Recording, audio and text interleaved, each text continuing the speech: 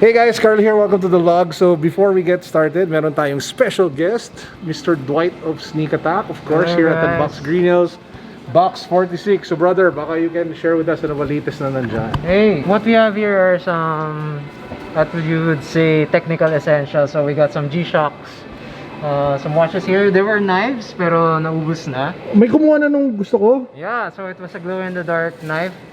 Perfect for Sino kumuha? unboxing Si in the Dan? dark. Si Dan. Okay, what else is there? Then we have some shoes here. So the acronym, the Stone Island Soft Dart, Reebok, and Mita sneakers. The prices are really low. Parang this one's 2,000 lang, no? Size 9.5. Yeah. 2,000 for size 9. This one is 8,000 for size 8. 6,000 for size 9.5. So the ISPA Drifter Split Toe. So if you wanna look like a ninja, Yun. visit them. Parang si Dwight, oh. Tingnan nyo. Boom. Make sure to check it out, Box 46 here at Unbox Greenhouse. Link down below to the Instagram account of Sneak Attack. Boom. Okay, so dito na tayo sa kotse. We'll just drive home, and then ang vlog natin today is actually all about another unboxing. So mag-unbox tayo ng package, which are the cards that I got from an NBA box break. So sumali ako sa box break, magkukwento ako sa inyo about it. We'll see if nabawi ko ba yung perang linagay ko sa box break, what I think about box breaking in general. And then we are also going to unbox new shoes. So yun ang ating episode today. So tara, uwi na tayo para makapag-unbox na tayo. Woo!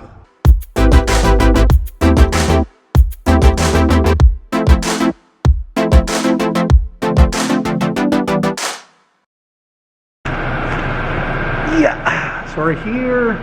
Sagutin muna natin yung tanong, ano nga ba ang box breaking? So box breaking is basically you will buy a team from somebody who will basically open a box online. So kunyari, they'll open like a 50,000 peso box or a 100,000 peso box or an entire case, and then lahat ng cards sa team na yon na pinili mo, pwede mo makuha. So if you buy, for example, Charlotte, you get all the cards from Charlotte. Or you buy Atlanta, which is what I usually do, you get all the cards of Atlanta. I do that because, again, my favorite player is Trae Young, and I'm actually collecting the Atlanta Hawks. No? Now, yung problem with box breaking is there is a chance na mawawala pera mo kasi you don't know if that team will get good hits in a box. Baka pwede zero, pwede olats, pwede maalat. And that's why if you ask me, box breaking is more, actually there's a gambling component to it. So it's not something that I would fully recommend. It's something na gagawin nyo for fun. It's something na gagawin nyo as a social activity together with friends or hanging out. But as a way to get cards, medyo scary. So dapat mag-iingat kayo dyan. Always fall within your budget. Huwag nyo ubusin lahat ng pera ninyo para dyan. At pwede rin kayo ma-addict. So ingat lang. So before we continue about box breaking, Carlo Eat segment muna, guys. Say hi to the lovely wife. How was your day? Okay naman? So anyway, ang chibog natin today is from Novotel. So they sent over a bunch of dishes, including this. So meron tayo dito salmon teriyaki. So yan makita ninyo yung egg. Andun yung teriyaki sauce. Andun yung salmon. Siyempre, nung dumating siya, it came with the box. Ito pa pala, they also sent burgers. So ito yung The Oink, which is a burger that they sent. This is the Novotel Classic, nabubuksan din natin. They sent fries. Ito yung sobrang excited ako kasi sabi nila I will really like it, which is their Indulge Gelato. Si Carla may date. May hiking date daw siya sa Tanay. So, sino kasama mo? Huy! So yan, ininit na namin yung pork rice. Sobrang sarap, sobrang panalo. Easy, 10 out of 10 when it comes to their dishes, from their rice bowls to their desserts. Okay, so kain muna kami, kita-kits tayo ulit to talk about box break. Para lang ma-appreciate nyo yung Oink burger, may bacon, may spam, tas may burger. Tas may parang longganisa ba yan? So this is an example of a box break. So I'm currently part of one. So ito yung sa kay Paul's World, yan si Polo. So ganyan yung setup niya. May entertainment factor din kasi pagdating sa box breaking. Si Paul, so na may favorites kasi super chill lang talaga. Parang kasama mo lang barkada tapos nag-iinuman lang kayo or something. So anyway, so yan, ganyan. So he'll pull out the cards one by one. Bubuksan niya yung mga pack. Tapos react lang kayong lahat. O mag-react siya. Pwede ka mag-react sa chat. Mga ganon. So unfortunately for tonight, wala tayong magandang hit. So but yeah, that's how it looks like and that's how it works. Now when it comes to breaking boxes, nakakaaliw kasi they're like different hosts. So si Paul, like what I mentioned earlier, is very chill. Yun nga, parang just hanging out. May mga sobrang mala game show katulad ng swoosh break. So sa mga taga swoosh break dyan, feeling ko game show. Si Aldrich yata yung breaker. Tapos meron naman sobrang high energy na nakakatuwa, na very entertaining with matching bell, si Billy De La Fuente. So he does box breaks as well. I can't remember lang the name of the group, pero hanapin ko tapos post ko sa baba. Rumfold, say hi to the vlog. Say hi to the vlog, Rumfold. Uju. Cute mo talaga. So cute, my cat, Rumfold. Okay, so it's actually the next day already. Nakatulog ako, hindi ko na-record tuloy. So at this point, pakita ko na sa inyo yung mga cards that I was able to get from a couple of box breaks that I joined. I think this one is from Swoosh Breaks and Paul's World. Okay, so pasensya na sa magulong lamesa, but these are the cards that we picked up. So this was from a break featuring yung 76ers, Philadelphia. So I got 3 what do you call this, autograph cards. So we have Tyrese Maxey, one of my favorite rookies. We have Shake Milton, and we have Tobias Harris. Plus we have this, I think it's called Silver Prism, I'm not sure, Shake Milton. We have a couple of Tyrese Maxey rookie cards. We have Josh Richardson na silver, Joel Embiid, Allen Iverson na silver, red na Joel Embiid, and then cracked ice over here na Ben Simmons. This is numbered 116 out of 175. Now apart from these nice cards, because I picked the 76ers, nakuha ko rin lahat tong cards na to na puro 76ers din. So again, that's what I meant na you get all the cards of the particular team that you pick. Now, specific to this, medyo nakachamba tayo kasi nakuha tayo 3 auto cards eh. That doesn't happen often.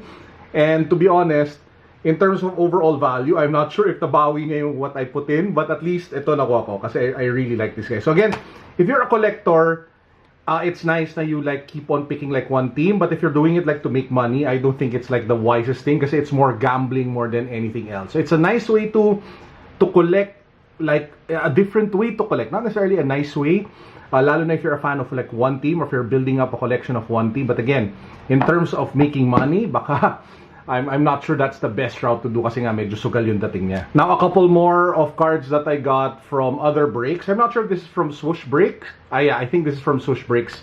So this is from the Atlanta Hawks naman. So I was able to get like acetate cards of Onyeka Okongwu from the Atlanta Hawks. I got 3. I got this really nice Onyeka Okongwu rookie card, heir apparent, 8 out of 8. So autograph card siya. This is the last print, which means this is number 8 out of 8. Ganda, di ba? I also have here Court Kings na may patch over here. Crown Royal na may patch na Onyeka Okongwu. We have more Onyeka Okongwu cards over here. Base cards. We have Trae Young cards also. Again, that's my favorite player. And we were able to get also, when I joined like one break na Charlotte naman, I was able to get a couple of LaMelo cards. So this is the LaMelo acetate rookie card. A couple of LaMelo base cards. 4 yan na rookies. A couple of Mavericks. Actually, dami oh. So yan oh, puro Charlotte. Kung sino-sino. Sila Grant Riller, tsaka si VCJ. A couple of Devon Grahams, ito pa, Onyeka. Again, ito, yung Trae Young na Master Strokes. This one's nice. Contemporary na Trae Young as well. So when I picked Atlanta, yan, John Collins. And then we have more Trae Young base cards. So again, yun yung thing. I think of all the box breaks that I've joined and I paid for, wala pa ako specific na talagang I made like overly a lot. It's more of either nabawi or close to bawi, or if ever mababawi yan, you have to wait and you have to hold the rookie cards kasi kung gumaling sila in the future, then the value would go up. But again, there's that risk so I wouldn't really recommend it to everyone. But hey, if you're having fun, if you want to try it every now and then, again, for fun more than anything else, and if you want to follow like a team or two, then that's how the experience has been for me. By the way, let me take this opportunity to give a shout out to Swoosh Breaks. I've been joining a lot. HXM ba yun na group also. Pexmen also, I joined them. Of course, Paul's World, I think doon ako pinaka nagjo-join. And yung box break ni Billy De La Fuente, so I also joined that one. So yun yung mga, medyo madami na ako na-join actually, marami na ako na-try. But yeah, so far, yun ang aking box break experience. How about you guys? Let me know in the comment section down below kung na-try nyo na and how it has been for you. Now, let's get to an unboxing. Tada! We're here at the YouTube studio na medyo magulo, and this is the shoe that I wanted to talk to you guys about. This is the shattered backboard reversed. So, bam! Ganda oh! So, panalo! So, I bought this because the condition was still pretty good considering that it was second-hand. And the price was pretty dope as well. So, wow! Take a look at the outsole, oh. Medyo malinis pa siya. Woohoo! There's a brand new one of this, same size, over at Unbox Greenhills, which is selling, I think, for 45. This is second-hand. Got it for much less. And it's okay for me to buy it second-hand kasi plano ko talaga siya bugbugin at gamitin. So super, super happy to be able to add this sneaker to the collection finally.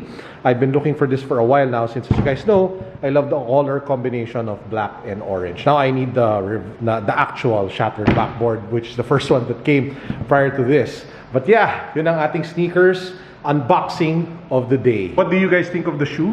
Let me know in the comment section down below. Also, don't forget we have 2 giveaways. One is for a Zion Williamson rookie remembrance card, and the other one is for a Realme 5G smartphone. Guys, this is Carlo signing out. I hope you enjoyed our episode for today. As usual, peace, God bless. What's up? Boom.